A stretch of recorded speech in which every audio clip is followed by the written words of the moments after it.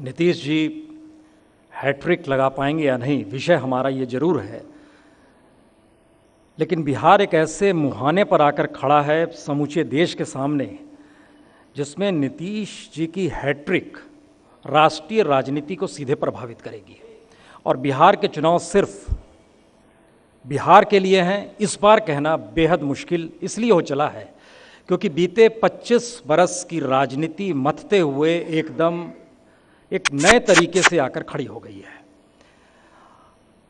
तो नीतीश जी आज इस लकीर को जो शुरुआत करेंगे, हम पूरे दिन आज तमाम राजनीतिक दलों के नेताओं के साथ इस पंचायत मंथन की दृष्टि से गुजरेंगे, जिसमें इस बात का एहसास हो कि बिहार में आने वाले वक्त में वो कौन कौन सी स्थितियां हैं, वो कौन कौन से मुद्दे हैं और वो कौन कौन से सरोकार हैं जिसको लेकर बिहार की जनता इस चुनाव में कूदेगी और बिहार की जनता नेताओं को भी एहसास कराएगी कि आपको इस रास्ते चलना चाहिए। तो मुद्दों की शुरुआत चूँकि नीतीश कुमार जी से बीते 10 बरस और अब अगले 5 बरस और उसके बाद भारत की राजनीति को कहीं ना कहीं किसी ना किसी रूप में क्या बिहार एक नई दिशा दे पाएगा, इस इंतजार के साथ इससे हम शुरू करते हैं, आज की शुरुआत करते हैं।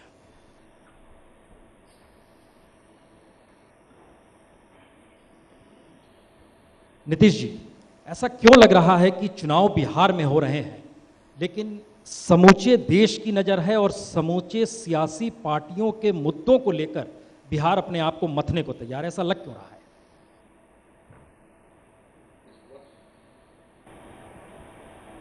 इस वर्ष दरअसल सिर्फ बिहार में ही चुनाव, अपने देश में तो हर साल चुनाव होते रहते हैं, कहीं न कहीं किसी न किसी प्रांत में चुनाव होते रहते हैं। लेकिन इस साल सिर्फ बिहार में चुनाव, इसलिए बिहार का चुनाव फोकस में। और ये पहली बार नहीं, इसके पहले भी 2010 में भी जब बिहार का चुनाव हो रहा था तो उसकी काफ़ी चर्चा होती थी। एक तो ये कारण है, स्वाभाविक है, और दूसरा कारण है कि 15-16 महीने पहले इस देश की जनता ने केंद्र में बहुमत की सरकार को चुना, एक पार्टी को पूर्ण बहुमत प्रदान किया। ये कई चुनावों के बाद संभव हो पाया था। तो लोगों की अपेक्षाएं भी हैं और बिहार के चुनाव में पूरे केंद्र के सत्ताधारी दल ने और केंद्र की सरकार ने इसको अपनी प्रतिष्ठा से जोड़ दिया। प्रतिष्ठा भी कहना शायद उसको डाइल्यूट करना होगा, शायद उसको अपने जीवन मरण के साथ जोड़ना। तो स्वाभाविक है कि चुनाव की चर्चा होगी। आज अभी आप बिहार में देखिएगा तो मॉडल कोड अब लग गया, तो सभी पार्टियों का ध्यान अभी अपने अलायंसेज को अंतिम रूप देने में, कैंडिडेट के सिलेक्शन में, इसमें ज़्यादा ध्यान लगा हुआ है। लेकिन आप इसके पहले के दौर को देखें, 6 महीने का दौर देखें, तो आप देखिएगा कि कोई दिन ऐसा नहीं बीता होगा जबकि केंद्र के एक या एक से अधिक मंत्री बिहार नहीं आए और तरह तरह की घोषणा करते रहते हैं। तो चुनाव के बहुत पहले से केंद्र में बैठे हुए लोगों ने एक माहौल ऐसा बनाया है कि स्वाभाविक तौर पर आप लोगों का भी ध्यान आकृष्ट हो गया। और अब जितने न्यूज़पेपर्स हैं या इलेक्ट्रॉनिक मीडिया में जितने चैनल्स हैं, आखिरकार उनके लिए भी तो ये एक महत्वपूर्ण खबर हो गई। तो सब लोगों का ध्यान यहाँ है। आप देखिएगा कि देश का कौन सा महत्वपूर्ण और चर्चित अखबार या चैनल नहीं है जिनके लोग चारों तरफ घूम नहीं रहे। तो इस प्रकार से इस चुनाव को एक बहुत प्रोफाइल मिला है। इसलिए जब इतना प्रोफाइल मिला है तो स्वाभाविक है ये बातें होंगी। और बिहार एक महत्वपूर्ण राज्य है आबादी के दृष्टिकोण से भी और राजनीतिक पृष्ठभूमि के दृष्टिकोण से, दोनों मायने में एक महत्वपूर्ण राज्य है, एक इम्पॉर्टेंट राज्य है, इसलिए सब लोगों का ध्यान यहाँ। और चौथी बात है कि बिहार का जो इतिहास है वो देश का इतिहास है। जो भूभाग आज बिहार के नाम से जाना जा रहा है, उसी भूभाग में सब कुछ है, सारा इतिहास, सारी संस्कृति, ज्ञान, सब कुछ यहाँ से है। हजारों साल पहले इसी स्थान से पूरे देश का संचालन होता था। तो इस मायने में सबके जेहन में बिहार के लिए एक जगह है। सब लोगों की रुचि बिहार में होती है, हर राज्य के बारे में रुचि होती है, लेकिन बिहार के बारे में एक रुचि होने का एक विशिष्ट कारण यह भी है कि हर हिंदुस्तानी अपने को ये जो भूभाग है इससे जोड़ता है अपने इतिहास के कारण। तो इसके चलते इसका काफ़ी महत्व है। 4 कारण बताया आपने, लेकिन हमें लगता है जो पहला कारण आपने जिक्र कर दिया, जीवन मरण, किसके लिए है ये जीवन मरण? कौन है वो शख्स? दूसरा बता दिया।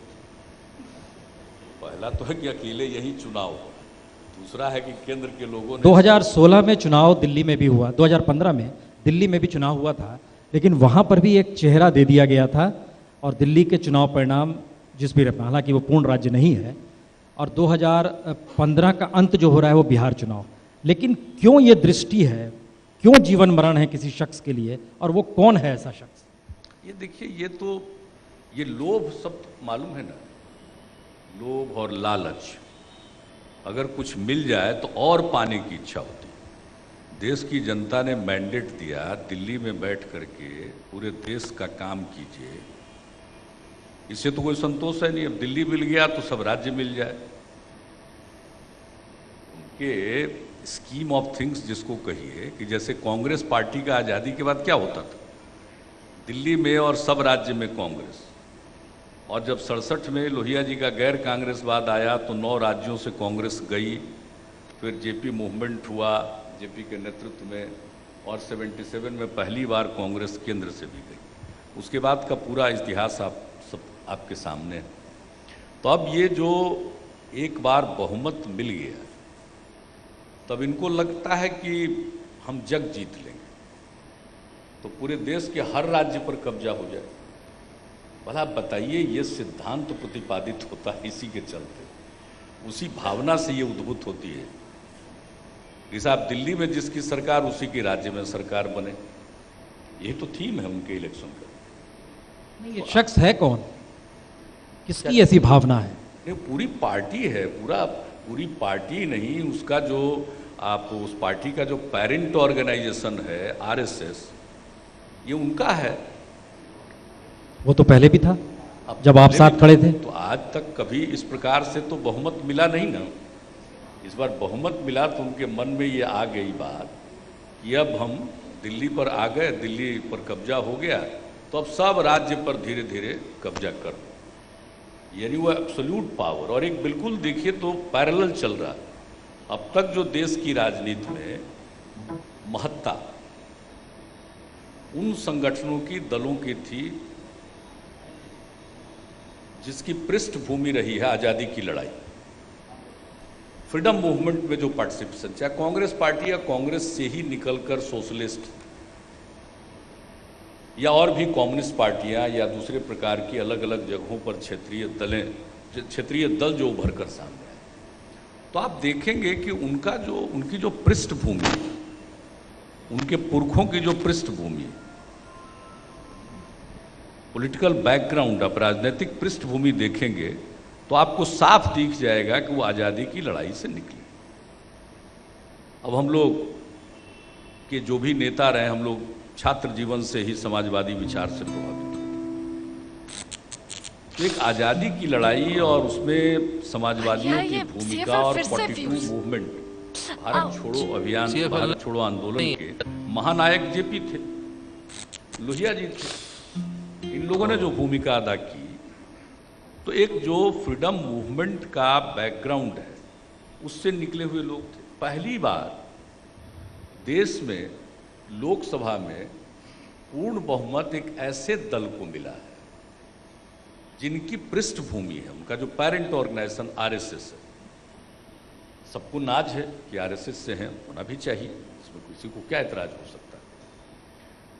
उनका कोई योगदान, पार्टिसिपेशन, भागीदारी आज़ादी की लड़ाई में नहीं थी। तो ये बिल्कुल जो आज़ादी की लड़ाई से निकले हुए जो राजनीतिक संगठन थे या उन विचारों से जो आज़ादी की लड़ाई के जो मूल्य थे, उनका जो प्रभाव था, उससे निकले हुए दल आज थे।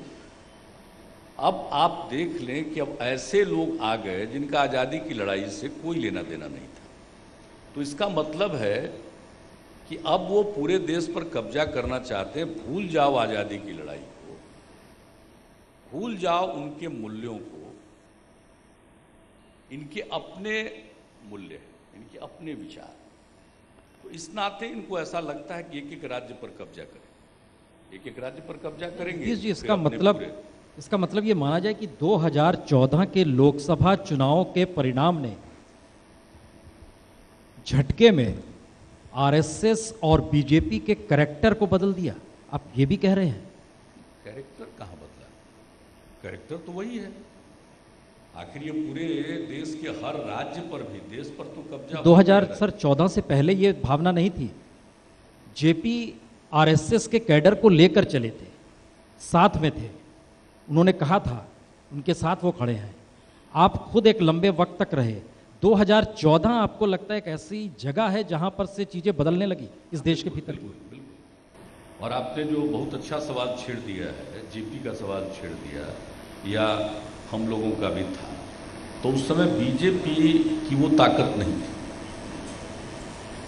पहले जनसंघ थी, आरएसएस का पॉलिटिकल आउटफिट, उसकी वो ताकत नहीं थी।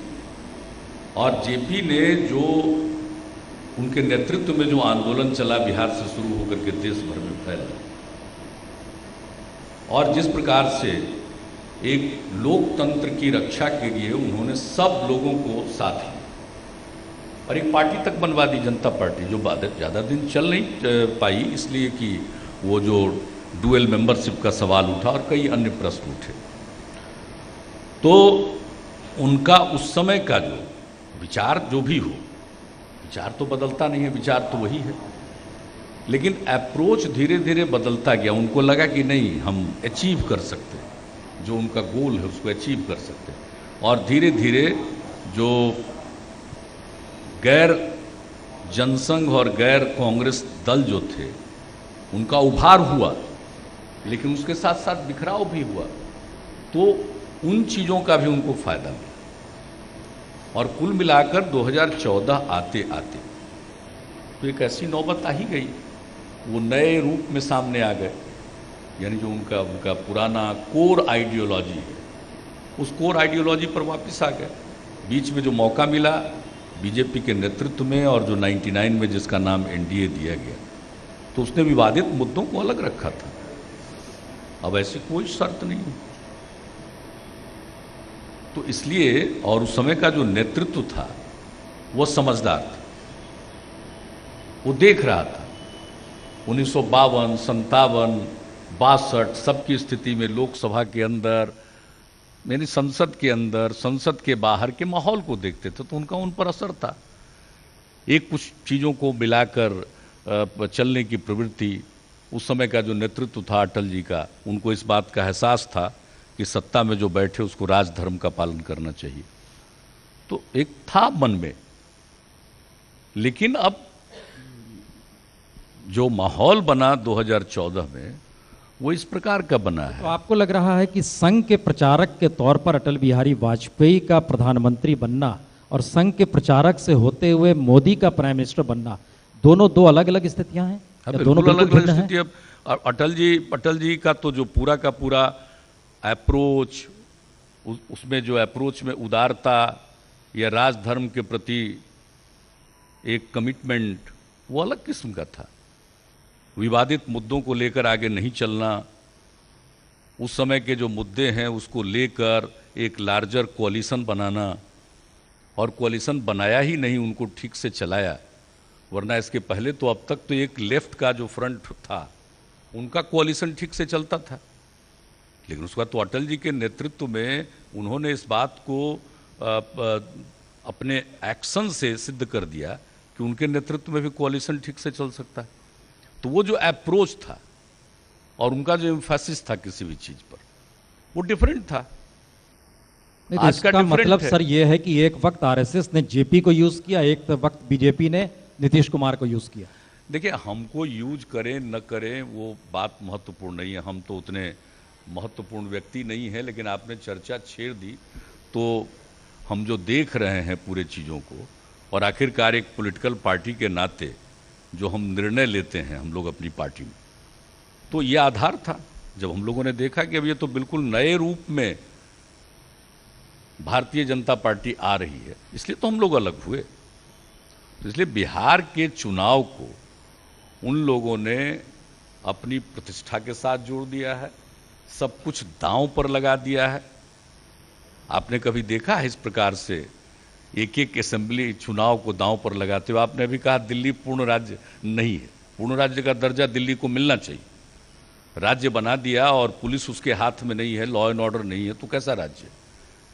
या वो कोई निर्णय लेते हैं उसको लेफ्टिनेंट गवर्नर रोक देते हैं, तो ये ठीक नहीं है स्थिति। लेकिन वह एक भिन्न प्रश्न है। फिर भी इसी प्रकार का राज्य दिल्ली, और दिल्ली के चुनाव में किस तरह से इन्होंने अपनी ताकत झोंकी आपने देखा। और दिल्ली के चुनाव के बारे में हमारे आदरणीय प्रधानमंत्री जी ने भाजपा के नेता के तौर पर भाषण देते हुए कहा कि दिल्ली का जो मूड है वो बताता है देश का मूड क्या है। जो देश का मूड है वो दिल्ली का मूड है, और दिल्ली का जो मूड है उससे देश का मूड का पता चलता है। तो लोगों ने तो प्रकट कर दिया। हम लोगों को जो जानकारी उन दिनों इसी प्रकार से, भाई आप ही जैसे लोग जो इन चीज़ों को बड़ी गहराई से देखते हैं और इन चीज़ों के बारे में लिखते हैं, तो उससे समझ में बात आई थी, जानकारी मिली थी कि 70 विधानसभा की सीट और 70,000 आरएसएस के ट्रेंड कैडर वहां लगाए गए थे, यानी एक विधानसभा क्षेत्र में 1,000। तभी नतीजा क्या हुआ? 70 में 3। लेकिन प्रतिष्ठा का प्रश्न तो बनाया। लोग कहते हैं कि दिल्ली की हार को वो रिकॉन्साइल नहीं कर पाए। अब इसी बीच में आ गया बिहार। तो आप देखते नहीं हैं बिहार में, तेवर देखिए, भाषण सुनिए, तथ्य जो रखे जाते हैं उसको देखिए, आप दिखता नहीं है साफ साफ कि एक जो मन के अंदर दिल्ली के हार की बौखलाहट है, तो उन लोगों को ये लगता है कि बिहार तो हुक और बाई क्रुक जीतना ही है, जो भी करना पड़े करो। बिहार जीतना चाहते हैं या नीतीश कुमार को ध्वस्त करना चाहते हैं? अरे हम क्या चीज है, हमको क्या ध्वस्त करेंगे नहीं करेंगे, कोई व्यक्ति को आप ही वो शख्स हैं सर जिन्होंने मोदी को मान्यता नहीं दी, आप ही वो शख्स हैं जिन्होंने मोदी को मुद्दा बना दिया, आप ही वो शख्स हैं जो बीजेपी आरएसएस के साथ लंबे वक्त तक रहे, लेकिन जैसे ही नरेंद्र मोदी सामने आते हैं आप पीछे हो जाते हैं। देखिए, बात श्री नरेंद्र मोदी जी का सिर्फ नहीं है, बात है किस रास्ते पर आप चल रहे हैं। जिस बात की हमने चर्चा की, अप्रोच, किन बातों पर जोर है आपका, एम्फेसिस, यह भी तो महत्वपूर्ण है। व्यक्ति से कोई मेरा व्यक्तिगत किसी भी प्रकार का व्यक्तिगत कोई झगड़ा है हमारा, कोई किसी भी प्रकार का नहीं, हमारा क्यों होगा, किसी प्रकार का नहीं। लेकिन हाँ, दूसरी तरफ से हम देखते जरूर हैं कि साहब जिस तरह की भाषा का प्रयोग किया जाता है, मैं तो सोच भी नहीं सकता हूं देश के प्रधानमंत्री से ऐसी भाषा निकलेगी साहब। अब इसी के लिए तो बार बार हम कह रहे हैं कि आजादी की लड़ाई के मूल्य जिनके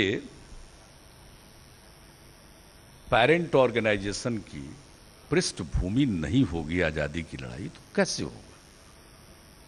आजादी की लड़ाई में लोगों ने त्याग किया, कुर्बानी दी, क्या क्या नहीं सहा।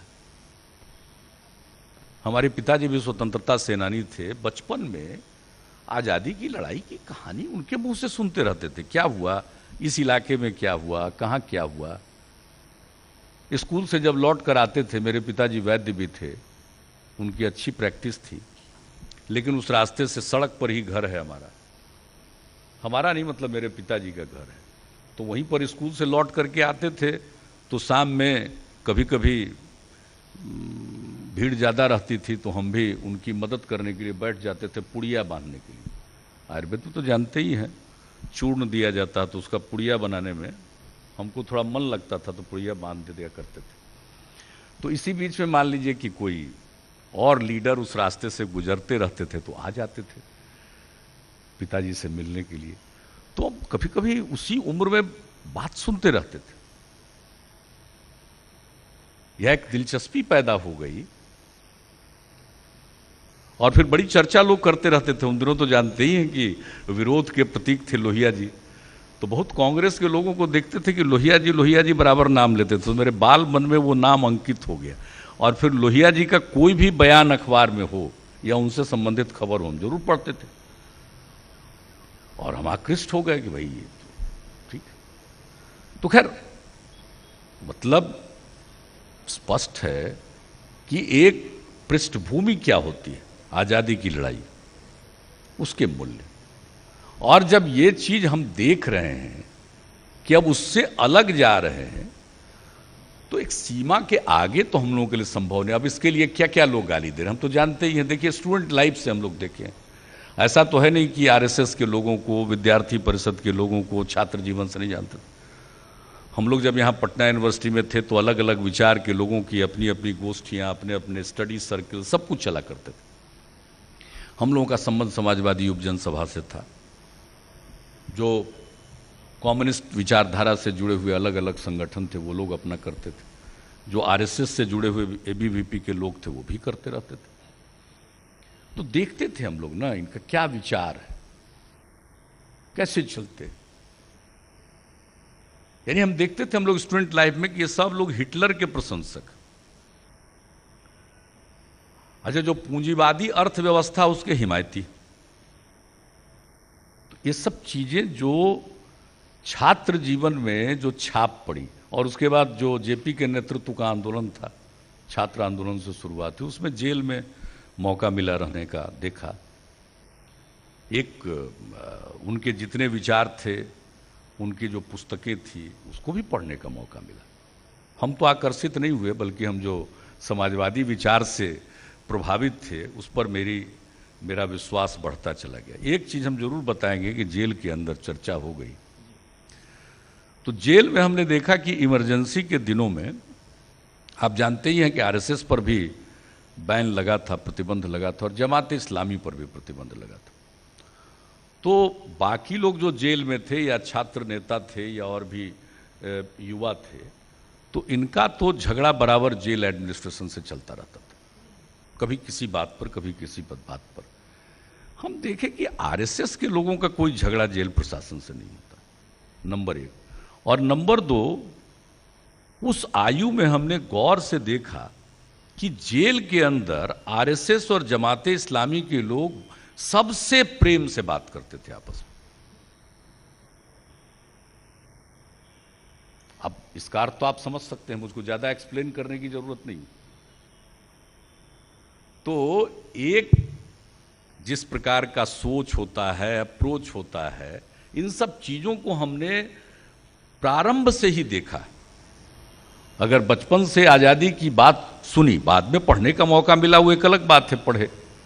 लेकिन जिन चीजों का प्रभाव पड़ता है, मन के अंदर जो बात प्रविष्ट हो जाती है, या छात्र जीवन में देखा या उस संघर्ष काल में देखा, ये तो अमिट छाप होती है उसकी और फिर उन चीजों को भूलता नहीं है, वो बैकग्राउंड में होता है। नहीं, ये आप सही कह रहे हैं, लेकिन अब आप ध्यान दीजिए, चाहे वो आज़ादी के दौर का जिक्र हो, लोहिया का जिक्र हो, अनुग्रह बाबू का जिक्र हो, जेपी का जिक्र हो, एस.एन. सिन्हा का जिक्र हो, कर्पूरी ठाकुर का जिक्र हो, जिन्होंने आपके जीवन में प्रभाव डाला। लेकिन बिहार में 6 करोड़ 80 लाख वोटरों में से 50% वह तबका है जो इन चीज़ों से अनभिज्ञ है, उसका जन्म ही उसके बाद हुआ है। अब आप कल्पना कीजिए कि आपके पास वो कौन सा ब्लूप्रिंट है, क्योंकि आरएसएस सक्रिय है, ये आप संकेत में कह चुके हैं। बिहार में आरएसएस भी सक्रिय हो चला होगा चुनाव के वक्त में। अब आपके सामने मुश्किल है, आपको लगता है सरल है, उन युवाओं को भी समझाना है, साथ में जोड़ना है, वोट भी चाहिए। नहीं, ठीक है, इसके लिए कॉन्शस है हम लोग, और हमने अपने काम के सिलसिले में बहुत सारे काम किए। शिक्षा पर बहुत ज़्यादा जोर दिया, प्राथमिक शिक्षा पर, ये सब काम किया है। वो वक्त होगा तो उसको हम एक्सप्लेन कर देंगे। लेकिन आगे जो कुछ भी करना है, जैसे हम लोगों ने हमने किया 7 निश्चय कि अब जो काम हम कर रहे हैं, चाहे वो प्राथमिक शिक्षा में 12.5% बच्चे स्कूलों के बाहर थे, अब 1% के करीब पहुंच गए। क्लासरूम्स बने, नए स्कूल बने, टीचर्स का रिक्रूटमेंट हुआ। हेल्थ सेक्टर में जो गरीब आदमी कहाँ जाएगा इलाज के लिए? उसके पास तो इतना पैसा है नहीं कि वो निजी अस्पताल में जाएगा या डॉक्टर के यहाँ जाएगा, फ़ी देकर दिखाएगा। तो प्राइमरी हेल्थ सेंटर, जिस समय हमने काम संभाला था उसमें प्राइमरी हेल्थ सेंटर में एक सर्वे कराया था, तो ऑन एन एवरेज एक महीने में 39 पेशेंट्स, 39 पेशेंट एक महीने में जाते थे प्राइमरी हेल्थ सेंटर। यानी हर दिन या तो एक या किसी दिन भूले भटके 2। जब हम लोगों ने कुछ स्टेप्स उठाए, डॉक्टर्स की उपस्थिति, पैरामेडिक स्टाफ की उपस्थिति सुनिश्चित कराई और फिर फ्री मेडिसिन देना शुरू किया, तो मरीजों की संख्या बढ़ने लगी। और आज एक प्राइमरी हेल्थ सेंटर में, जो हर एक ब्लॉक में होता है, लगभग 11,000 औसतन एक महीने में इलाज कराने के लिए जाते हैं। तो ये सब काम हुआ है। लेकिन आपने कहा हमारा एग्रीकल्चर बहुत इम्पॉर्टेंट सेक्टर है। 76% लोग आज भी अपनी आजीविका के लिए कृषि पर निर्भर है। तो कृषि रोड मैप बनाकर एग्रीकल्चर ग्रोथ के लिए, प्रोडक्टिविटी के लिए, और उसके जितने एस्पेक्ट्स हैं, चाहे ज़मीन से रिलेटेड हो, सिंचाई से रिलेटेड हो, बिजली हो, कनेक्टिविटी हो, सड़क हो, स्टोरेज हो, मार्केट हो, प्रोसेसिंग हो, इन सब चीज़ों को मिलाकर एग्रीकल्चर रोड मैप काम कर रहे हैं। ह्यूमन डेवलपमेंट बहुत ज़रूरी है विकास के लिए। तो ह्यूमन डेवलपमेंट के कुछ इंडेक्स होते हैं, उस आधार पर हमारा परफॉर्मेंस बेहतर हो, इसके लिए मिशन ह्यूमन डेवलपमेंट बनाकर काम कर रहे हैं। तो ये सारा काम हो रहा है। इसके अलावे कई इंस्टीट्यूशंस बने, नए इंजीनियरिंग कॉलेज खुले, मेडिकल कॉलेज खुल रहे हैं, Chandragupta institute of management, Chanakya law university, ये सब का निर्माण हुआ। निफ्ट भी लाए, IIT पटना भी आया हम लोगों की पहल से। एक कॉलेज जहां हम पढ़ते थे वो अपग्रेड भी हुआ NIT में। नया एग्रीकल्चर यूनिवर्सिटी आया। झारखंड अलग हो गया था तो BIT मेसरा राज झारखंड में था, उसकी एक शाखा आई सरकार की पहल से, जमीन और मकान बनाकर हम लोगों ने दिया। वो काम कर रहा है 2006 से। ये सब काम किए गए। इन सब कामों को जारी रखते हुए, कनेक्टिविटी के लिए, सड़क के लिए, पुल के लिए, बिजली के लिए, सब कुछ काम हुआ। उन सब कामों को करते हुए हमारे 7 निश्चय, जिसके बारे में हमने अपनी घोषणा की है, और उसमें साफ है कि जो भी स्टूडेंट होगा, जो 10वीं 12वीं कक्षा के बाद आगे पढ़ेगा, उनको स्टूडेंट क्रेडिट कार्ड 4 लाख रुपए की लिमिट का, सबको जिस बैंक से लोन लेना चाहे वो ले, स्टेट गवर्नमेंट इंटरेस्ट सब्सिडी देगी। इसके अलावे बहुत सारे युवा हैं जिनके कौशल का विकास होना चाहिए। तो हमारा कौशल विकास मिशन काम कर रहा है। अभी जो भारत सरकार वाला जो जोरदार तरीके से जिसका प्रचार चल रहा है, उसके पहले की कहानी हम बता रहे हैं, पहले ही से चल रहा है। तो दूसरा हमने उसमें ये किया है यूथ के लिए। एक तो स्टूडेंट क्रेडिट कार्ड हो गया यूथ के लिए। प्रत्येक, आप जानते हैं पहले एम्प्लॉयमेंट एक्सचेंज हुआ करता था, अब उस एम्प्लॉयमेंट एक्सचेंज से कहाँ एम्प्लॉयमेंट में प्रायोरिटी मिलती है।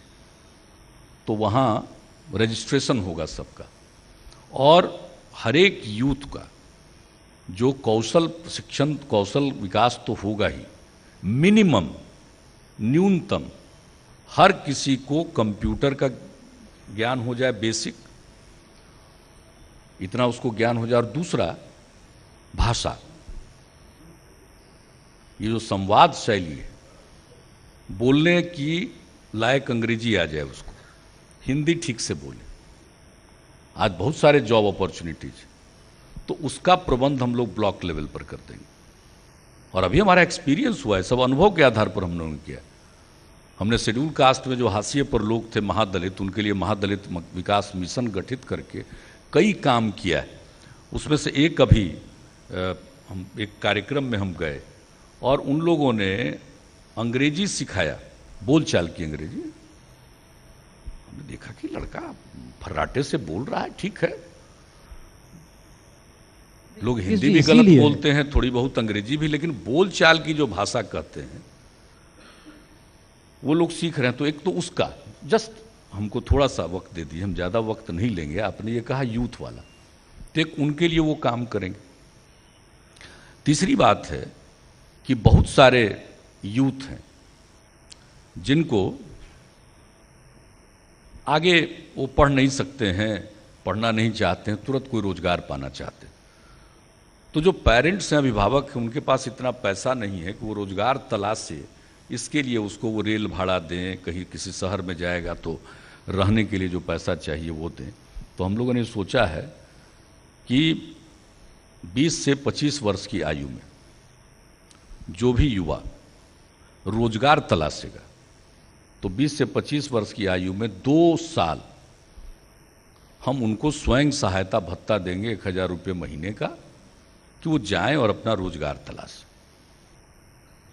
चौथी बात है उसी के अंदर एक यूथ के इसमें कि साहब आज जो बहुत ज़्यादा आगे जो पढ़ना चाहते हैं या आईटी से जुड़े हुए हैं, उनके लिए नेट कनेक्टिविटी बहुत मायने रखती है। और अभी सबसे अधिक पॉपुलर है वाईफाई।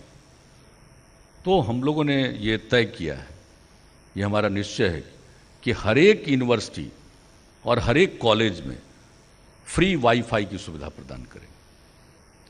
इसके बाद कई युवा हैं जो खुद भी रोजगार दूसरों को देना चाहते हैं, उनको चाहिए कैपिटल। तो राज्य सरकार की तरफ से 500 करोड़ रुपए का वेंचर कैपिटल फंड और उसके साथ साथ इंक्यूबेशन सेंटर ये बनाएंगे। और इसी में एक बात जुड़ी हुई है कि इंस्टीट्यूशंस हमने काफ़ी बनाए जिसका जिक्र किया, लेकिन सब डिविजनल और डिस्ट्रिक्ट लेवल पर हर प्रकार के इंस्टीट्यूशन, चाहे वो ITI हो, पॉलिटेक्निक हो, इंजीनियरिंग कॉलेज हो, 5 और नए मेडिकल कॉलेज स्थापित करेंगे, पैरामेडिक्स की ट्रेनिंग का, नर्सिंग का, इन सब चीज़ों का प्रबंध हो बड़े पैमाने पर। और इन सब चीज़ों के लिए हमने पैसा कैलकुलेट किया और मुझको लगा कि ये डुएबल है, किया जा सकता है, इसलिए हमने उस निश्चय का ऐलान किया। इसके अलावा महिलाओं के लिए हम लोगों ने तो बहुत कुछ किया है। 50% आरक्षण पंचायती राज संस्थाओं में, नगर निकायों में, टीचर के नियोजन में, उनके रिक्रूटमेंट में। कांस्टेबलरी में बिहार में हाईएस्ट परसेंटेज रिजर्वेशन का है महिलाओं के लिए, 35%। हमने देखा कि जितने प्रकार की सरकारी नौकरियां सब में महिलाओं को 35% आरक्षण मिले। इसके अलावे हमने ये देखा कि आज भी ड्रिंकिंग वाटर का प्रॉब्लम है, आज़ादी के इतने साल के बाद, अकेले बिहार में नहीं, सब जगह। और हमारे यहाँ पाइप वाटर सप्लाई अभी तक 4% लोगों को उपलब्ध है। हमने इसको देखा कि हम हर एक हाउस होल्ड तक पाइप वाटर, चाहे शहर हो या गांव, नहीं पहुंचा सकते हैं क्या। तो हमने देखा पैसा लगेगा लेकिन ये किया जा सकता है 5 वर्षों में। तो हमने एक निश्चय किया कि हर घर को पाइप वाटर सप्लाई। सड़क हम बहुत बना रहे हैं, गांव तक सड़क पहुंचा दे रहे हैं, लेकिन गांव के अंदर की गली और उसके नाले कच्चे हैं, इसलिए कीचड़ है। और उसके लिए हमने बहुत प्रयास किया है बीच में कि पंचायतें करें, हम उनको मैचिंग ग्रांट देंगे, बहुत तरह का काम किया गया, MLA फंड से, MP फंड से, सब लोग देते। लेकिन हमने अब तय किया कि हर एक गांव में पक्का गली, पक्की गली और नाली का निर्माण किया जाए। ये किया जा सकता है, इसको हम लोग करने की कोशिश। सब घोषणा पत्र का हिस्सा बता रहे हैं। घोषणा पत्र निश्चय है, निश्चय है, जो आपके मॉडल कोड लागू होने के बहुत पहले हमने बता दिया। एक बच गया, उसको बता दें आपको, सुन लीजिए। बिजली 2016 तक हर एक गांव, टोले और हैबिटेशन, बसावट तक बिजली पहुंच जाएगी, हम लोग पहुंचा देंगे, लेकिन कनेक्शन तो खुद लेना पड़ता है। बीपीएल फैमिलीज के लिए थोड़ा पहले से प्रावधान है। हर एक घर को जो भी कनेक्शन बिजली का लेना चाहता, सबको सरकार के खर्चे पर बिजली का कनेक्शन दे दिया जाएगा। एक यह भी अति सात निश्चय, जो काम कर रहे हैं उसमें किसी काम को रोके बगैर यह किया जा सकता है, इसको करेंगे। इसका मतलब है कि 2015 में जो आप घोषणा पत्र तैयार करने वाले हैं उसमें बड़ी मुश्किल आने वाली है नीतीश जी। वजह, लड़कियों को साइकिल दी, ये जिक्र भी करना है, वाईफाई दिया जाएगा, ये भी जिक्र करना है, प्राथमिक स्वास्थ्य सेंटर भी चाहिए और एम्स भी चाहिए, यह भी जिक्र आपको करना है। दूसरी तरफ स्थिति ये आ रही है कि चरवाहा विद्यालय का एक प्रयोग लालू प्रसाद यादव जी ने अपने दौर में किया, उसको कैम्ब्रिज तक में एक चैप्टर रखा गया था। जाहिर है वो अब आपके साथ खड़े हैं, उसका जिक्र भी होना है, आईआईटी का जिक्र भी होना है। पटना की सड़कों पर पोस्टर चस्पा है कि हमने गरीबों को दी आवाज, उसी को लोग कहते हैं जंगल राज। गरीबों की आवाज उन्हें लग रहा था, आप अपने दौर में आए तो आपने भी जंगल राज कहा था। इतने कंट्रडिक्शंस को एक साथ लेकर आप एकमात्र बिहार के चेहरा हैं जिसके इर्द गिर्द पूरा चुनाव घूम रहा है। अब इन सारे कंट्रडिक्शंस को आपको सामने है, अब आपके सामने टारगेट्स क्या है, कैसे सबको समेट के एक थाली में आप रख दोगे, ये अद्भुत थाली होगी। आप इसकी चिंता छोड़ दीजिए, ये होगा। चिंता आप ही को करनी है। आपकी चिंता वही है जो ट्रेडिशनल है। इस सारा डायलॉग, डिबेट, पंचायत, सब में अंत में एक सवाल आता है, वो लालू जी को लेकर आता है और जंगल राज पर आता है। उस पर आ जाएंगे क्योंकि जैसे उस पर चर्चा हुई, मतलब अब विकास से आप भटक गए, इसलिए पहले विकास के चैप्टर को पूरा कर लेने दीजिए, इसके बाद उस पर आ जाए। सर वो जंगल राज ही विकास था, इसका जिक्र लालू यादव ने किया है पोस्टरों में। उस पर आ जाए एक थोड़ी समय बाद, तो कोई ऐतराज की बात नहीं होनी चाहिए। आपने जो कहा, जो काम कर रहे हैं, लड़कियों की साइकिल योजना, 1,70,000 लड़कियां थी जब साइकिल योजना की हमने शुरुआत की। आज लड़कियों की संख्या क्लास 9 में बढ़कर हो गई है 8,15,000, और अब लड़कों को भी साइकिल दे रहे हैं। लड़कों की संख्या अब क्लास 9 में है 8,28,000। ये मामूली डेवलपमेंट नहीं है, इसी को कहते हैं असली विकास। पटना में लड़की साइकिल नहीं चलाती थी, गांव में अगर कोई लड़की साइकिल चलाते हुए दिख जाती तो पूरा गांव आश्चर्यचकित हो जाता था, और पूरे गांव के लोग लड़की के माता पिता के पास जाते कि बेटी को संभालो, इसको क्या हो गया है, साइकिल चला रही। और हमने एक झटके में सबके घर में साइकिल पहुंचा दिया, हर घर की लड़की साइकिल चलाकर जा रही है। सिर्फ लड़कियों की संख्या स्कूल में नहीं बढ़ी, उसमें आत्मविश्वास जागा,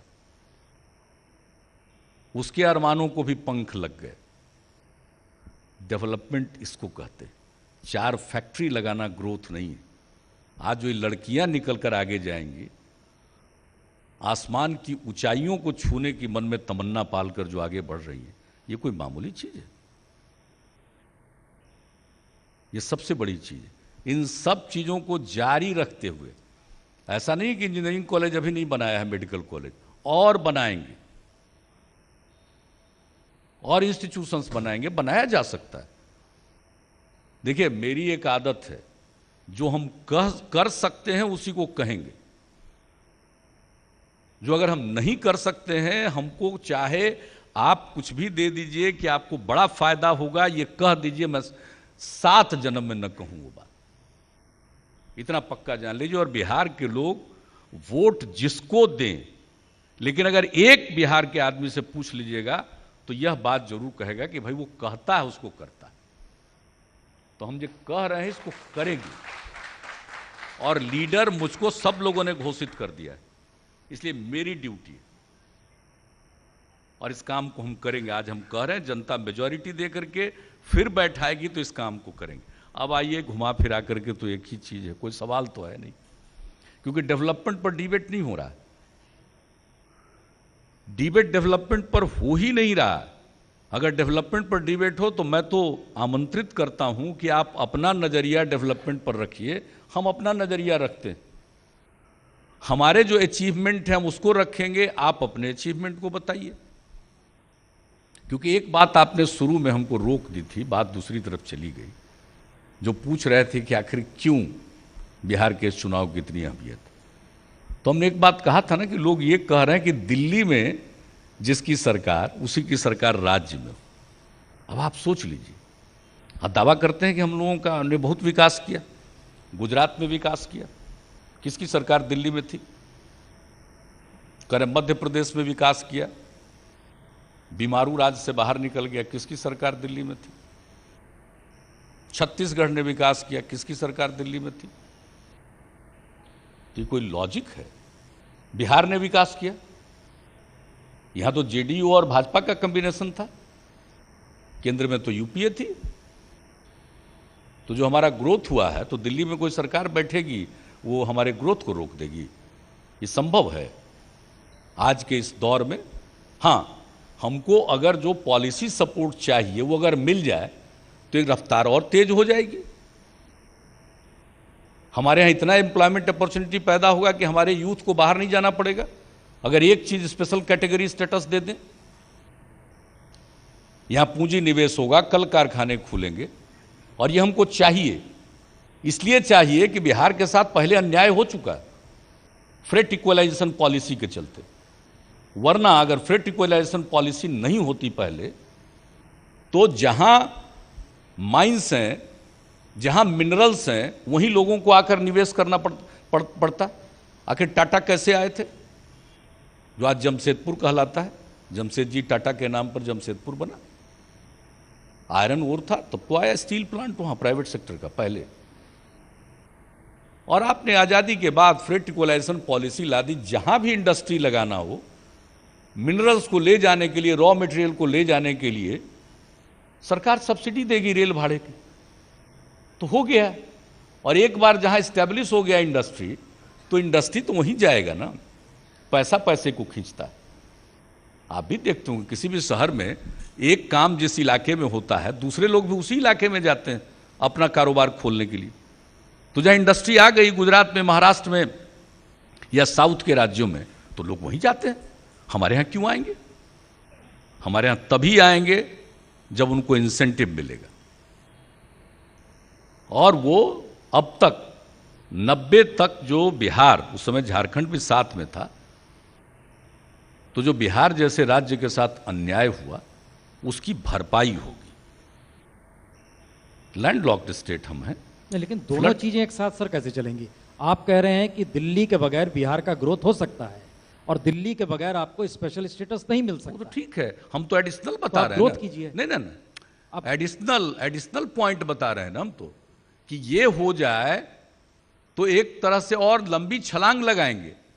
लेकिन ग्रोथ बगैर दिल्ली के सपोर्ट के हुआ है, तो ये तो आप उनको देखिए, बुला लीजिए, तो इसको और उनका ग्रोथ देखिए। ये आप ठीक कह रहे हैं। आप नहीं, आप ही ने मुद्दा बीजेपी को दे दिया ये कह के। नहीं, मुद्दा हमने नहीं दिया, हम आपको समझा रहे हैं। नहीं, सुनिए, जैसे ही आपने कहा दिल्ली स्पेशल स्टेटस दे सकता है, जितने भी बिहार के दिल्ली में बैठे हुए बीजेपी के नेता हैं वो इसी बात का जिक्र कर रहे हैं, जनाब हम ही दे सकते हैं, हमारी ही सरकार बनाइए। आप ही ने इशू दे दिया। अभी तो पैकेज दिया, उसका तो भंडा फोड़ कर ही दिया ना हमने।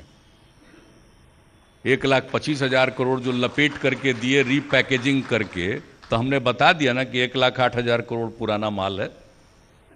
ये देखिए, कोई ट्रस्ट कौन करेगा? देना था तो पॉलिसी का सपोर्ट था, इसमें तो कुछ पैसा देना नहीं था।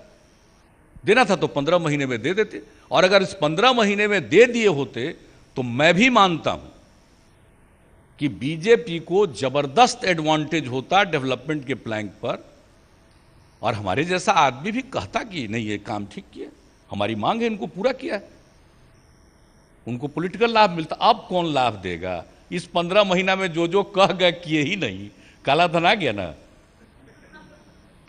उसी में कहा था बिहार को विशेष राज्य का दर्जा देंगे, पिछले चुनाव में कहा था। इसलिए वो जरा विस्तार में चले जाइएगा, आप उसकी बात हम नहीं कह रहे, हम उस पॉइंट पर आते हैं। फिर मत डाइवर्ट करिए कि दिल्ली में अगर सरकार होगी तभी राज्य विकास करेगा। विकास करके बिहार ने, अन्य राज्यों ने बतला दिया है, दिल्ली में कोई रहे राज्य का विकास होगा। हमने तो अतिरिक्त विकास की बात कही। इसलिए ये कोई लॉजिक नहीं है और ये फेडरल सिस्टम के खिलाफ तर्क है। तो आप क्या चाहेंगे कि इस देश में, अब हम तो पहले ही बता चुके हैं कि आज़ादी के किसी मूल्य का तो मतलब है नहीं, यानी फेडरल खत्म कर दीजिए, बोलने के लिए कोऑपरेटिव फेडरलिज्म बोलिए, सहकारी संघवाद, और आचरण में कहिए कि जैसा दिल्ली वैसा राज्य। ये सहकारी संघवाद के अनुरूप है, ये सहकारी संघवाद के अनुरूप है कि आप बोगस पैकेज ही अनाउंस करते हैं। राज्य सरकार ने 25 की चिट्ठियां लिखी हुई, उसको तो आप नहीं बताते। हमने जब एक्सपोज कर दिया तो 3 सप्ताह के बाद अरुण जेटली जी की एक चिट्ठी आई। हमारी जितनी चिट्ठियां थी सबको रेफर करके 1 पेज की एक चिट्ठी, और उसके साथ डॉक्यूमेंट लगा हुआ था कि क्या क्या केंद्र सरकार दे रही है स्पेशल पैकेज। हमने उनको जवाब भेज दिया 24 घंटे में कि हमारी चिट्ठियां अलग अलग संदर्भ की थी, उसका कोई उत्तर आपने नहीं दिया है, और ये जो डॉक्यूमेंट आपने एनेक्स किया है ये आज से 20 दिन से पब्लिक डोमेन में। ये कोऑपरेटिव फेडरलिज्म है। एक एक बात का जब जवाब दे दिया उनका, हर बिंदु का फिर रिटेन भेजा, तब अब अपने उनके कुछ रहते हैं ना आजकल कॉलम लिखने वाले उनके पक्षधर लोग, अरे भाई ये डिबेट उबाऊ हो रहा, जहां वो कॉर्नर होने लगते हैं तो डिबेट उबाऊ हो रहा। अभी हाल में वो कोई उसका रिसर्च का पेपर छप रहा, हम एक दिन उनको हम पॉइंट वाइज, अभी हम बिजी हैं दूसरे काम, हर पार्टी के लोग बिजी, 4-5 दिन के अंदर जिस दिन हमको टाइम मिलेगा, हमने सरसरी तौर पर देखा उसको, तो ऐसा बखिया उघेड़ करके रखेंगे, एक्सपोज करेंगे, ऐसा बोगस डॉक्यूमेंट है, यहां से पिक कर लिया, वहां से पिक कर लिया, वहां से पिक कर लिया, 2 कंपेरेबल है ही नहीं। तो उसका तो कर देंगे उपाय, हम उसका भी हम जवाब दे देंगे, तो जवाब देने में कोई दिक्कत नहीं। इनके जिम्मे जो काम है वो काम हो रहा है क्या? फोन लगाते हैं तो फोन कितना बार में कंप्लीट होता है? एक दिन हमने कह दिया कि अरे भाई कॉल ड्रॉप तो ठीक करिए, तो ऐसा रिएक्ट किए, ऐसा रिएक्ट किए, कहने लगे कि आपको जनता ड्रॉप कर देगी। अरे भाई जनता ड्रॉप कर देगी या नहीं ड्रॉप कर देगी तो बात की चीज है, पहले कॉल ड्रॉप तो सुधारिए, नहीं तो पब्लिक कॉल ड्रॉप मंत्री कह रही है, आ रहे हैं रोज भाषण मार रहे हैं, जो काम है वो कर नहीं रहे। हमने तो पूरा ऑडियो सुनाया है पूरे बिहार में लोगों को, और दिल्ली के जंतर मंतर पर धरना में भी सुनाया। आदरणीय मोदी जी के श्रीमुख से जो उन्होंने काला धन पर कहा, इसके पहले तो कोई बोल नहीं रहा था कि 15-20 लाख था। रवीश जी एक इंडी टीवी में प्रोग्राम करते हैं, उसमें देखते थे 3 लाख 3 लाख, हम के बोले हैं 15-20 लाख, ये 3 लाख किसे बोल रहे हैं भाई? तब हमने वो ऑडियो सुनाना शुरू किया, 15-20 लाख धीरे धीरे पिकअप किया, अब सब आदमी 15 लाख बोल रहा है। कहां गया भाई? क्या कहा था किसानों को?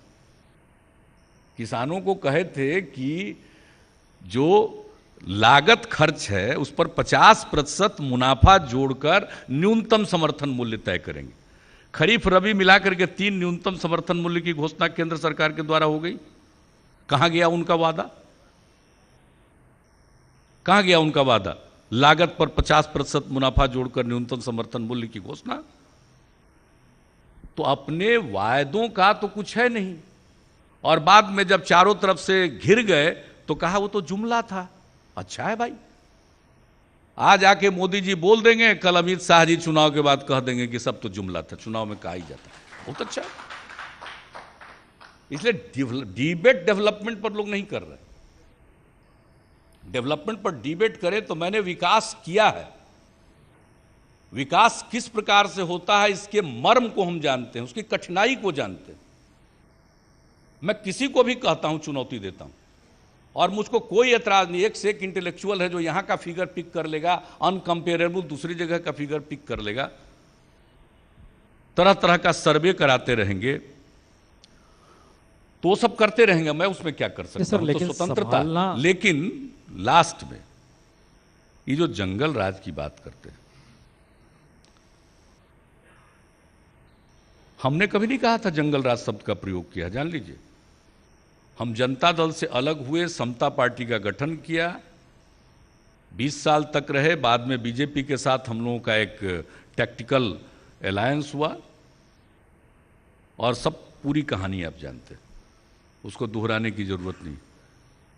लेकिन हमने एक बार शब्द नहीं प्रयोग किया, दूसरे लोग प्रयोग करते थे। अब आज आपके संदर्भ में कह रहे हैं, अब कहां है बिहार में जंगल राज? महिलाएं शाम में निकलती हैं, जिसको जहां जाना होता है जाती हैं। लोग अपने घर से निकलते हैं, जब जरूरत पड़ता है जाते हैं। किसी के मन में डर नहीं है, किसी के मन में डर नहीं है। और जंगल राज आ जाएगा। ये पिछले 10 महीने से 1 साल से तो आरजेडी के सपोर्ट से सरकार चल रही है। हमारी पार्टी में तो तोड़फोड़ किया ना राज्यसभा के चुनाव में, गंदा खेल किया। उसी समय हमारे कुछ लोगों को ले गए। तो आरजेडी का समर्थन है कि नहीं? लालू जी का समर्थन है कि नहीं? कांग्रेस पार्टी का समर्थन है कि नहीं? तो लालू जी का समर्थन है तो 6 महीना में कहीं दिखाई पड़ा क्या जंगल राज? ये लोग अपराध का आंकड़ा बोल रहे थे। हमने बता दिया कि अपराध के क्या आंकड़े, अपराध के मामले में बिहार कहां खड़ा है। लोएस्ट पॉइंट पर है, one of the lowest point पर है जो स्टेट बिहार का। सबसे कम अपराध का दर है, उन राज्यों में से एक है हर चीज में। हम तो कभी कभी कहेंगे कि भाई ये जो बार बार जंगल राज बोल रहे हो, तो आ जाइए डिबेट कर लीजिए। हम अपराध के आंकड़े हमारे पास है, और आंकड़े अलाउड होंगे वही, या तो स्टेट के वेबसाइट पर जो आंकड़े हैं, या नेशनल क्राइम रिकॉर्ड ब्यूरो जो भारत सरकार के गृह मंत्रालय के द्वारा जो आंकड़े मेंटेन किए जाते हैं, जो उसका वेबसाइट है, वो आंकड़े लेकर के लोग आए और बात करें। महिलाओं पर अपराध, बलात्कार, कम्युनल राइट्स, किस मामले में आप डिबेट करें। हमने देखा है वो कोई रिसर्च पेपर आरएसएस वालों का छपा कर, वो तो ऐसे ही हम लोग स्टूडेंट लाइफ में बोलते रहते थे कि जो कोई बहुत तेजस्वी होगा और प्रगतिशील सोच का व्यक्ति होगा, उधर थोड़ा ही जाएगा। कुछ भी कहना ठीक नहीं लगता है, मेरे अपने शैली के प्रतिकूल है, इसलिए मैं उस शब्द का प्रयोग नहीं करूंगा। लेकिन लोग कहा करते थे कि मेडियोकर लोग होते हैं। तो अब कौन सा रिसर्च, किससे रिसर्च, कहाँ रिसर्च? वो रिसर्च है कि कट एंड पेस्ट है? तो हमने तो उसका करेंगे। उसमें भी सुना है कि कुछ अपराध का आंकड़ा दिया। हम तो कहते हैं कि एक दिन ये जो सो कॉल्ड जंगल राज है तथाकथित और अपराध जोड़ करके हम डिबेट करना चाहते हैं। जो आवे डिबेट करे जरा, हम बताते हैं कि अपराध की क्या स्थिति, डिबेट करेंगे। आइए, बीजेपी के लोगों से अपराध कंट्रोल हुआ है बिहार में, वही थे होम मिनिस्टर। चिकन हार्टेड लोग हैं, इनसे कंट्रोल होगा, इनसे होगा कंट्रोल। ये एक्ट करेंगे कानून के मुताबिक। अरे उसके लिए कलेजा चाहिए, कलेजा। हमने नहीं परवाह की किसी की। लोगों के बहुत नाते रिश्ते, ये क्या करेंगे एक्ट? हाँ, झांसा में डालकर वोट ले जाने में कामयाब हो जाए, जनता जाने, हमको कोई मतलब नहीं। लेकिन मैंने काम किया है। न जंगल राज आज है, न जंगल राज कल होगा, अगर उसको अपराध से जोड़कर देखते। लेकिन एक झूठी बात, प्रचार करना, दिखाना। नहीं नीतीश जी, अच्छा, आप बताइए ना, आप ये लोग इतने चालाक हैं। हमारा लालू जी के साथ अंडरस्टैंडिंग हो गया तो हम बड़े बुरे हो गए। अलग हम थे, साथ नहीं हुआ था। बीच में आरजेडी के कुछ नेताओं का कुछ कुछ बयान आ रहा था, तब वो लोग बयान दे रहे थे कि हमारी लड़ाई तो लालू जी से है, जेडीयू तो मार्जिनल है, मार्जिनलाइज कर जाएगा। इस सब हम लोग उनकी चालाकी और धूर्तता को जानते हैं। झगड़ा लगाने की बहुत कोशिश की है, बहुत इत्मीनान से हुआ है, और अकेले छोड़ दीजिए किसी को। न जंगल राज है, न जंगल राज आएगा। लोग आनंद से, निर्भय होकर, भय मुक्त वातावरण में विचरण करेंगे, अपना कारोबार करेंगे। किसी को किसी प्रकार से डरने की जरूरत नहीं है। और उसका उदाहरण कोई आज बता दे।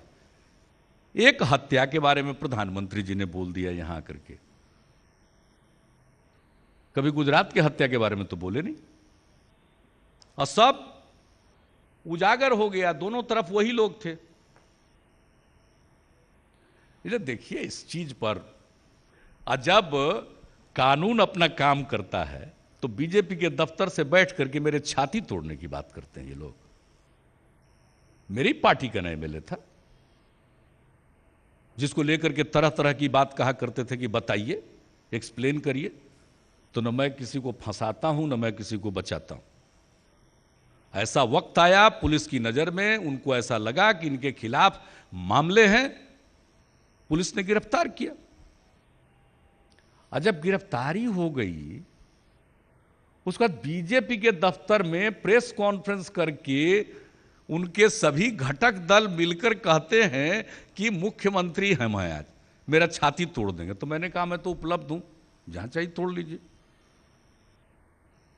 आज जिस व्यक्ति ने छाती तोड़ने की बात कही, उसको आदरणीय प्रधानमंत्री जी ने अपना प्रिय दोस्त बताया, प्रिय मित्र बताया मीटिंग से। अब आप बताइए सब क्या बात कर रहे हैं। जंगल राज 2002 का गुजरात मंगल राज का परिचायक, हम मानते हैं जरूर मंगल राज का परिचायक, दिल्ली में किसके हाथ में? दिल्ली किसके हाथ में? दिल्ली की कानून व्यवस्था किसके हाथ में? अपराध नियंत्रण किसके हाथ में?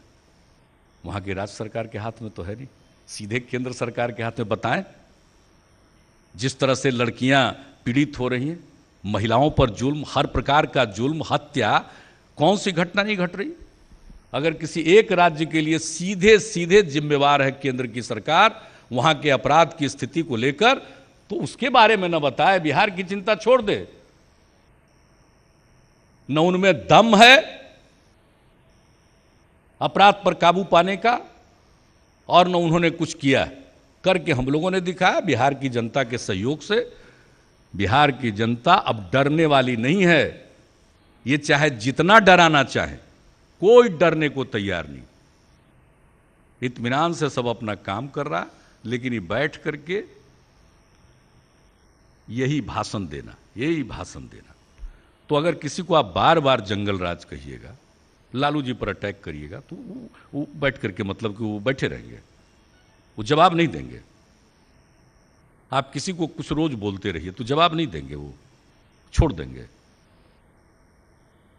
एक समय था कि इनकी बोलती नहीं बंद रहती थी लालू जी के सामने, तो लालू जी को कुछ बोलिएगा तो लालू जी बोलेंगे नहीं, छोड़ देंगे। उनका अपना स्टाइल है, हर आदमी का अपना स्टाइल है। हमको लाख प्रोवोक करिए, हम अपनी सीमा में रहेंगे। लेकिन लालू जी जवाब देंगे अपने स्टाइल में कि लालू जी जवाब देंगे दूसरे के स्टाइल में। हर आदमी की अपनी खासियत है, हर आदमी का अपना तरीका है, हर आदमी का अपना स्टाइल है। तो रोज देते ही रहते हैं जवाब अपने स्टाइल में। लेकिन हम तथ्य के आधार पर उनकी बात को, के झूठ को, उनके झूठ को हम उजागर करते हैं, और जो काम किया है उस काम के बदौलत हम लोगों के बीच में जाते हैं। जनता को भरोसा करना है, मुझे कुछ नहीं चाहिए, जनता ने बहुत दे दिया है, और हमने भी काम छोड़कर कुछ किया ही नहीं है। हमको किसी दूसरे चीज का एक्सपर्टीज नहीं। हमको लोग मौका देंगे तो हम काम ही करेंगे रात दिन, नहीं मौका देंगे तो आराम करेंगे, अपना जो काम होगा उस समय करेंगे। जनता जाने, हमको मतलब नहीं, झांसे में आना झांसे में आइए, हमको क्या लेना देना। जो परिश्रम करना पड़ता है, जब दो समुदायों में झगड़ा होना शुरू होता है तो जो एफर्ट करना पड़ता है, किसी डेवलपमेंट के काम के लिए रिसोर्स जुटाने से लेकर के उसके इंप्लीमेंटेशन के लिए काम करना पड़ता है, किसी नई चीज के लिए सोचना पड़ता है, विमर्श करना पड़ता है। सबके लिए कंसंट्रेशन चाहिए और सबके लिए समय चाहिए, और इस प्रकार की सोच चाहिए कि आपका अपना कोई स्वार्थ न हो। हमको क्या परेशानी?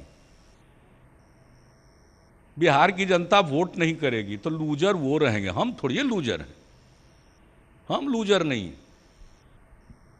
नीतीश जी, हमको कोई कहीं से भी लूजर है। अरे हम काम किए हैं, आगे मौका दीजिएगा, काम करेगा, नहीं मौका दीजिएगा, जिसको मौका दीजिएगा वो काम करे, न करे वो आप जानिएगा, वो जाने। इसलिए एक बात जान लेते हैं, लेकिन बिहार की जनता को समझने में बहुत लोग चूक कर रहे हैं। दूसरा क्या करते हैं, वो जंगल राज। और इसमें भी जान लीजिए, ये एक जंगल राज बोलने में एक बायस है, सामाजिक सोच का बायस।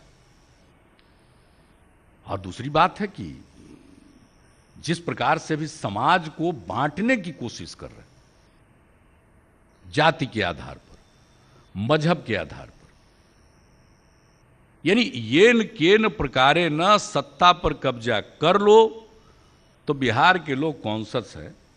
बिहार के लोगों को मालूम है कि कोई बिहारी राज चला सकता है ठीक से, बाहरी कोई आके राज नहीं चलाएगा। अच्छा बताइए ना, यहां कोई मुख्यमंत्री का कैंडिडेट घोषित नहीं कर रहा। कल भी अमित शाह जी बोल दिए कि नरेंद्र मोदी जी हमारे प्रचारक होंगे। अरे भाई, तब मोदी जी यहां के मुख्यमंत्री का कार्यभार संभालेंगे? बताइए ना। आदरणीय प्रधानमंत्री जी आके यहां कार्यभार संभालेंगे, कोई दूसरे ना संभालेगा? तो ये तो हिम्मत हो नहीं रही है कि सामने रखिए। सवाल करें।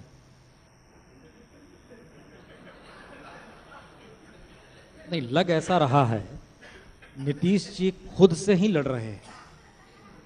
2005 में जब आप सत्ता में आए थे तो आपके सामने आपका घोषणा पत्र होना चाहिए आज आंखों के सामने। आपने उसमें क्या लिखा था उस वक्त लालू यादव की सत्ता को लेकर? ऐसा कोई सगा नहीं जिसको उन्होंने ठगा नहीं, ये आप ही का कमेंट था। हमारा ये कहना है कि जिस तरीके से बिहार के डेवलपमेंट को लेकर आप उंगली रखना चाह रहे हैं, पहली बार मोदी गवर्नमेंट या सेंटर का नजरिया डेवलपमेंट को लेकर एक पूंजी वाला हो गया है, एक मार्केट वाला हो गया है, जिसमें बिहार के गरीब हाशिए वालों लोगों का जिक्र नहीं हो पा रहा है। लेकिन आप उस बीच में आकर खड़े हैं जहां पर आपको बैलेंस भी बनाना है, सामाजिक न्याय का जिक्र भी करना है, सबको साथ लेकर भी चलना है। जिनके विरोध में आप खड़े थे और जो कल तक साथ थे उनको अब काउंटर भी करना है, उसका भी जवाब देना है। इन परिस्थितियों के बीच नीतीश कुमार एकमात्र चेहरा है, बार बार कह रहे हैं आपसे, एकमात्र चेहरा है। अब इसको कन्वे आप कैसे कर पा रहे हैं? कैसे होगा कन्वे? आप सोच रहे हैं लालू जी कन्वे कर देंगे, बीजेपी अपने तरीके से कन्वे कर देगी? यकीनन नहीं।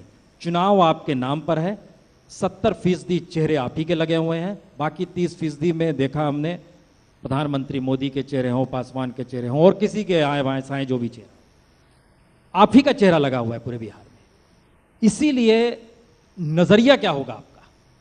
हमने तो अब तक नजरिया कोई एक्सप्लेन किया।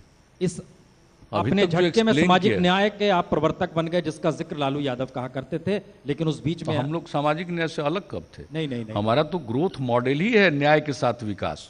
आपने झटके में कह दिया कि समाज को तोड़ने, महादलित का प्रयोग किसने किया सर? हाँ, जो हाशिए पर तबके हैं उनको ऊपर उठाना न्याय के विकास के लिए एक आवश्यक कदम है, सबका विकास करना। लेकिन जो हाशिए पर हैं उनके लिए विशेष प्रयास करना, यही तो है न्याय के साथ आप विकास। झटके में पाटीदार समाज का गुजरात से आवाज आती है, उसके साथ भी खड़े हो जाते हैं। हम खड़े नहीं हुए, हमने कोई सुओ मोटो स्टेटमेंट नहीं दिया है, ये बड़ी गलतफहमी होती है।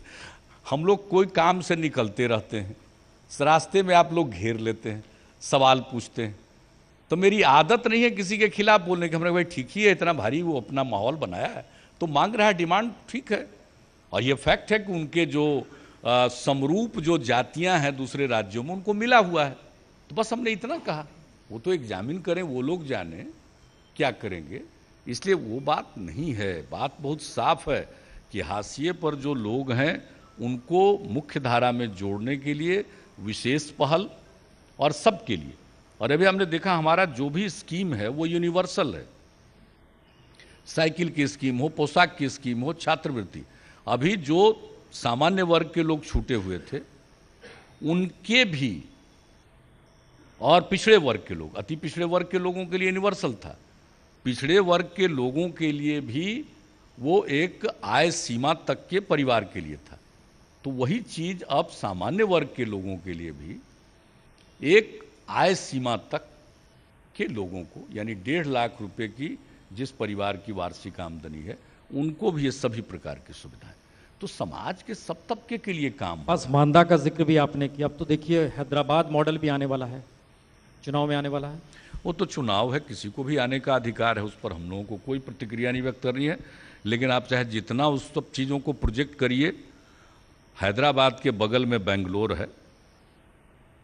अभी हाल में बेंगलुरु में जो चुनाव हुए हैं, ये सब बात को भी जान लेना चाहिए।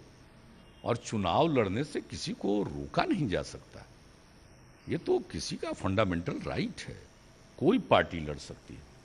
इसलिए हम कभी कोई प्रतिक्रिया नहीं बोलते।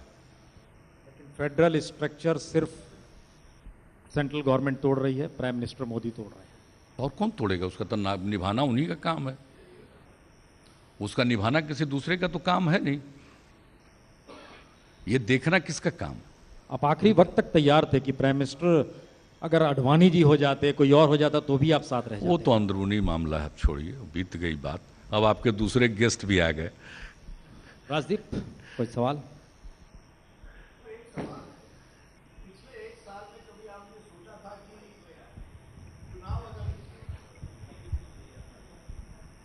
नीतीश जी, पिछले 1 साल में कभी भी आपने ऐसा सोचा था कि चुनाव जो लड़ना है वो अकेला लड़ते हैं, विकास के मॉडल पर लड़ते हैं?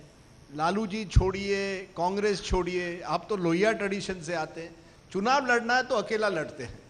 अगर आपने 10 साल में काम किया, मेरे ट्रैक रिकॉर्ड पर मुझे चुनिए। क्या मजबूरी थी कि आपको लालू जी और कांग्रेस का समर्थन लेना पड़ा? इसको मजबूरी नहीं कहते, तब तो मजबूरी है। तो क्या मजबूरी थी कि भाजपा के साथ कभी हुआ? विपक्ष के वोट के बिखराव को रोकने के लिए हम लोगों ने 1995 के बाद 1996 में पहली बार बीजेपी के साथ तालमेल किया। ये सिलसिला चला। आज भी वोट बंटे नहीं, एक प्रकार का ये सोच होती है और पूरी पार्टी में चर्चा होती है। लेकिन पार्टी के सब लोग होते हैं जो बातचीत करते हैं। नीतीश जी, क्या ये मजबूरी नहीं है? क्योंकि आज आपने प्रसून जी को कहा कि आपने आरएसएस की एक तरह से आलोचना की। उसी आरएसएस के साथ 2005 और 13 के बीच में आपकी सरकार बड़ी अच्छी चलती है। आज आरएसएस के साथ किसी प्रकार का हम लोगों का समझौता नहीं था, भारतीय जनता पार्टी के साथ था। पर ये राजनीति मजबूरी की राजनीति नहीं है कि नहीं, 2005 और 13 के बीच में आरएसएस के साथ एक तरह से, या बीजेपी के साथ समझौता? नरेंद्र मोदी 2002 में दंगे होते हैं, आप रेल मंत्री होते हैं, तब भी आपने एक तरह से इसके लिए अटल जी दोषी तो थे नहीं। हम लोग तो केंद्र सरकार में थे। गुजरात में तो जो हम लोगों की पार्टी थी उसके 2 एमएलए रहे हैं हमेशा, वहां तो कोई समझौता नहीं था। तो गुजरात से, और जो अलायंस था बीजेपी के साथ, वो गुजरात में नहीं था, बिहार में था, एटलीस्ट झारखंड में होता था, कभी कभार यूपी में होता था, और केंद्र में हम लोग थे। अटल जी का जो इस मामले पर नजरिया और दृष्टिकोण था वो जगजाहिर है। सर, आप ये बात, उन्होंने तो राजधर्म का पालन करने की सलाह दी थी। सर ये बात आप मानेंगे नहीं कि राजनीति जो होती है वो कॉम्प्रोमाइज की राजनीति होती है, और पिछले 10-12 साल में कहीं ना कहीं नीतीश जी को कॉम्प्रोमाइज लगातार करना पड़ा है। सत्ता में रहने के लिए कॉम्प्रोमाइज आपको करना, आप कहते हैं मजबूरी नहीं है, मैं शब्द यूज कर रहा हूं कॉम्प्रोमाइज। कहीं ना कहीं आपके आदर्श, आपके जो विचार हैं, उससे आपको कॉम्प्रोमाइज करना पड़ा है। जिस तरह से आप लालू जी के साथ अब एक तरह से आपका गठबंधन हो गया है, कांग्रेस के साथ आप चले गए हैं। आप तो लोहिया ट्रेडिशन से आते हैं जो एंटी कांग्रेस था, अब आप कांग्रेस के साथ आ गए। आप लालू जी के खिलाफ थे, आप लालू जी के साथ आ गए। अब कांग्रेस कहां है केंद्र बिंदु में? अब कांग्रेस तो केंद्र बिंदु में है नहीं, अब तो बीजेपी है केंद्र बिंदु में। केंद्र बिंदु में अब कांग्रेस तो है नहीं, वो तो सेंटर से बेदखल हो चुकी है। अब उसका स्थान तो बीजेपी ने ले लिया है। इसलिए वह चीज कंपेरेबल आज नहीं है, आज के कंटेक्स्ट में नहीं। लोहिया जी ने कब कहा था कि सेंटर पर और राज्यों पर कांग्रेस जो काबिज है इसको डिस्प्लेस करना चाहिए। उन्होंने उस कंटेक्स्ट में कहा था कि इतने दिनों के बाद भी लोकसभा में संख्या कम है, फिर भी एक बार भी केंद्र की सरकार के खिलाफ अविश्वास प्रस्ताव नहीं आया था। तो उन्होंने कहा कि सब लोग मिलकर के दो अपने अपनी बात रखो, जनसंघ अपना कहे, कम्युनिस्ट अपना कहे, तो वो बात वहां से शुरू हुई थी।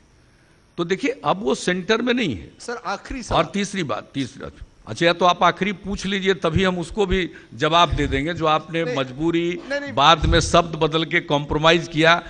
आप देख लीजिए ये इंडियन पॉलिटिक्स में इसको न मजबूरी कहा जाता है न कॉम्प्रोमाइज कहा जाता है, ये टैक्टिकल अंडरस्टैंडिंग होती है। कहां नहीं हुई है? आज आप लोग दो आदमी हंस रहे हैं, हमको जरा बता दें, 2 पार्टी सिस्टम इंग्लैंड में था, कहां पहुंच गया? सर इसी भाई आप देखिए ना, किसी भी एक चीज को आज केंद्र में तो अकेले बीजेपी को बहुमत है, तो फिर भी वो क्यों अलायंस किए हुई है? लेकिन इससे कई सवाल निकलते हैं। इसलिए अगर हम लोग कोई अलायंस करें, अंडरस्टैंडिंग करें, तो उसको मजबूरी में चस्पा दे दीजिए। अभी तो केंद्र में बीजेपी के पास कोई मजबूरी नहीं है, उनका अकेले का बहुमत है। सर इसी से तब वो जब करेंगे तो आप कहिएगा कि नहीं प्री पोल था तो पोस्ट पोल। अरे हम लोग भी तो प्री पोल कर रहे हैं। सर आखिरी सवाल इसी से जुड़ा हुआ ये है, बीजेपी चाहती है ये चुनाव बने बीजेपी बनाम लालू प्रसाद। आप चाहते हैं, आपने आज महापंचायत में कहा है कि आप चाहते हैं ये चुनाव आपके ट्रैक रिकॉर्ड पर बने, नीतीश कुमार के सरकार पर बने। किस तरह से देखते हैं, कहीं ना कहीं क्या लालू प्रसाद आपकी वीक पॉइंट है जिसे बीजेपी टारगेट कर रही है? क्या आप मानते हैं कि अगर आप लालू प्रसाद के बगैर, ये टैक्टिकल अंडरस्टैंडिंग के बगैर चुनाव लड़ते तो क्या आप चुनाव लड़ सकते थे? नहीं, हम ऐसा नहीं मानते। एक प्रोसेस से निर्णय होता है और हम लोगों का जो भी निर्णय है वो सुविचारित निर्णय है और यह बहुत ही उचित है। और बीजेपी तो जितनी तरह से किसी बात को कहना हो वो कहती रहेगी, वो ना आपकी बात सुनेगी ना हमारी बात सुनेगी, वो तो जो चाहे वो कहते रहे। और रही बात हम लोगों का अलायंस, बिहार के ग्रैंड अलायंस जो है महागठबंधन, वो जनता के बीच में, ग्रैंड अलायंस ने ही अपना फेस तय किया चुनाव के बाद कौन होगा अगर जनता बहुमत देती है तो एक अलग बात है। इसलिए इसमें कोई, मैं नहीं देखता हूं कि कोई कॉन्ट्रडिक्शन कि हम लोग ये चाहते हैं, बीजेपी ये लाना चाहती है, हम उसमें कोई मेरिट नहीं देखते। नीतीश जी, आपने 2-3 बार कहा कि जनता जाने, जनता अगर नहीं चुनेगी तो वो भुगतेगी। तो क्या 10 साल बाद जब आप आए हैं तो आप क्या जीत को लेकर कॉन्फिडेंट नहीं महसूस कर रहे हैं अपने आप को? क्या आपको लग रहा है कि आप जीतेंगे? बिल्कुल है। तो कितनी सीटें जीतेंगे आप? वो तो बोलने का अपना स्टाइल है। अच्छा, हम बिल्कुल इस सब मामले में निष्प्रिय रहते हैं। चिंता तो उनको होगी जो सत्ता चिपकू हैं, हमको क्या सत्ता चिपकने की जरूरत है? नहीं, लेकिन 10 साल बाद आप जा रहे हैं। नहीं, वो आप कहाँ आप इंटरप्रेट कर रहे हैं? वो बिजनेस लाइक इंटरप्रिटेशन मत करिए उसका। उसके कहने का मतलब है कि मैं निष्प्रिय भाव से काम करता हूं, मैं निष्प्रिय भाव से काम करता हूं, मेरा बिल्कुल अपना काम करने का तौर तरीका है। और ऐसा देखना है तो रह करके देखिए ना, साथ में आपको हम आमंत्रित करते हैं, 5-7 दिन रहिए तो आपको पता चलेगा। मिलेंगे आपको इस बार? नीतीश जी, कितनी सीटें मिलेंगी आपको इस बार? सीट सब सीट मिलेगी।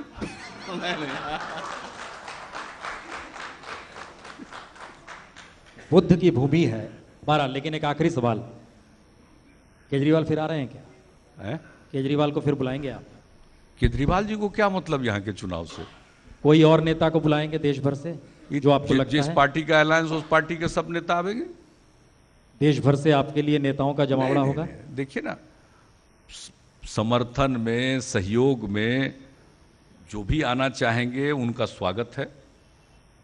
अब का जो कैंपेन बचा है, अब तो असेंबली सेगमेंट वाइज कैंपेन होगा, असेंबली सेगमेंट वाइज कैंपेन होगा। इस एहसास को आप जी रहे हैं कि अगर बिहार में आप चुनाव जीत गए तो आने वाले वक्त में फिर आप दिल्ली के तौर पे देखा जाने लगेगा आपको? मैं काहे का, दिल्ली में तो इतना दिन एमपी रहे, 6 टर्म एमपी रहे। नहीं, एक पद है पीएम नाम का भी। इतना इतना इतना महत्वपूर्ण मंत्रालयों को देख चुके हैं, कोई दिल्ली क्या देखना। अच्छा, देखने से कुछ मिलता है? देखने से कुछ हासिल नहीं होता। मोदी जी देख रहे हैं। ये भूमि है, अपना कर्म करिए। इस मिट्टी में जो ताकत है, जिसको जहां पहुंचाना है पहुंचाती, कभी मत सोचिए। बहुत बहुत शुक्रिया, क्या बहुत बहुत शुक्रिया नीतीश जी। नीतीश जी हमारे साथ जुड़े और सिलसिला इसके बाद लगातार जारी। बहुत बहुत शुक्रिया नीतीश। Thank you.